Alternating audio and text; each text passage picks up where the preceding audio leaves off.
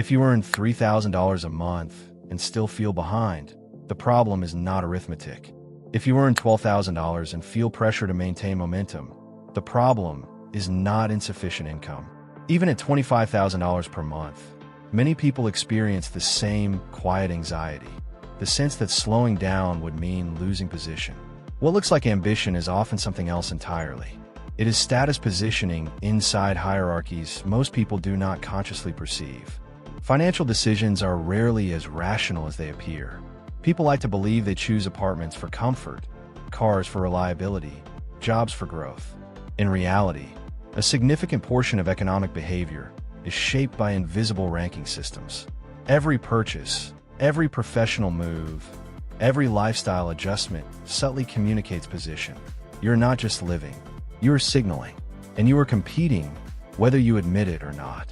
Consider two individuals earning the same $4,000 per month. One spends $3,800, finances a car aligned with peers, rents in a socially validated neighborhood, and keeps discretionary spending high enough to remain current. The other caps lifestyle at $2,200, invests aggressively, avoids visible upgrades, and builds liquidity. In the short term, the first individual appears more successful. In the long term, the second accumulates structural power. After 10 years, the divergence becomes dramatic. What changed was not talent or intelligence.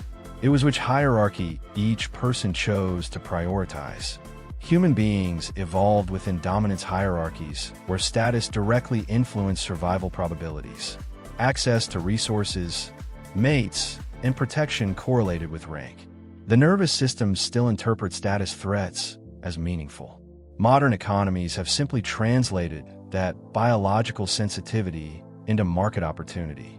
Luxury brands do not sell utility. They sell differentiation. A product from Hermes does not outperform alternatives proportionally to its price. A vehicle from Ferrari is not purchased primarily for transportation efficiency. These goods function as positional markers. They communicate standing. The key variable in status psychology is relativity. Income satisfaction is comparative, not absolute. An $8,000 monthly income can feel abundant in one reference group and inadequate in another. The number remains constant. The hierarchy shifts. Once comparison sets the baseline, behavior adjusts automatically. If peers upgrade, you feel pressure to upgrade. If colleagues relocate to higher status districts, remaining behind feels like decline. The emotional discomfort does not arise from material insufficiency, but from perceived rank erosion. Lifestyle inflation often disguises itself as deserved reward. A raise justifies a better apartment. A bonus justifies a luxury watch. A promotion justifies a more expensive vehicle. Each decision appears defensible in isolation. Collectively, they construct a fragile structure. When fixed monthly obligations rise to match peak income periods, optionality collapses. A professional earning $10,000 per month with $9,200 in recurring expenses is economically exposed despite impressive optics. Exposure generates compliance. Compliance reduces negotiating power. Reduced negotiating power limits strategic risk-taking. Over time, this dynamic caps upward mobility. The trap is subtle because external validation reinforces it. Social approval follows visible upgrades. Modern platforms amplify this mechanism. Applications like Instagram and TikTok compress global status hierarchies into daily exposure cycles. You are no longer comparing yourself to neighbors. You are comparing yourself to curated extremes. This artificially inflates perceived norms. When exposure increases without a corresponding rise in capital structure, anxiety intensifies. Anxiety seeks relief. Consumption offers immediate, symbolic relief. The cycle repeats. It is important to distinguish between appearing powerful and being powerful. Appearance requires maintenance. True power requires asset control and low dependency. Investors such as Warren Buffett have long demonstrated that durability outweighs display. Stability in lifestyle is not a lack of access. It is a reflection of security. When wealth is structurally embedded in diversified assets, liquidity buffers, and long-time horizons, there is little need for overt signaling. Insecurity signals loudly. Security signals selectively. Financial ceilings often emerge not from capability constraints, but from identity constraints. If belonging to a particular social layer defines your self-concept, you will unconsciously regulate risk to preserve membership. Rapid upward movement can threaten social equilibrium just as much as downward movement threatens image. In both cases, behavior adjusts to protect position. This is why some individuals experience income growth without proportional wealth accumulation. Expenses expand in tandem with salary increases, neutralizing leverage gains. The hierarchy resets equilibrium. The practical alternative is not extreme frugality or aesthetic minimalism. It is strategic lag.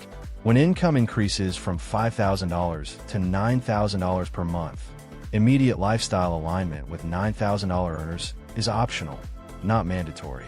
Maintaining expenses at $4,500 while directing the remaining capital toward liquidity, investments, and skill acquisition fundamentally alters trajectory. 12 to 24 months of expense coverage changes negotiation posture.